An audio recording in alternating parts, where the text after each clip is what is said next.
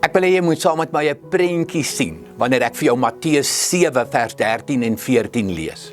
Gaan deur die nou-poort in, sien, dis 'n hek, die nou-poort.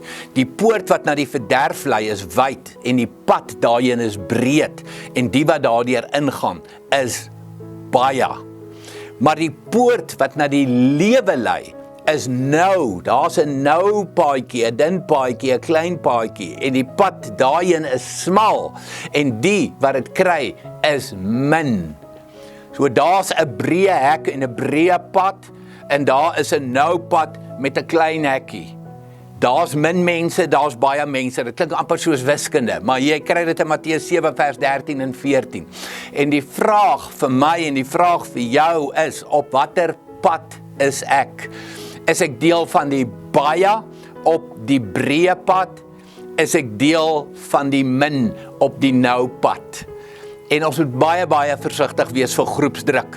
Baie versigtig wees om te probeer inwees deur verkeerde pad te vat, die breë pad te vat. Staan eerder uit, wees deel van die min en weet, jy's op God se pad, jy's op die veilige pad, reguit op pad hemel toe.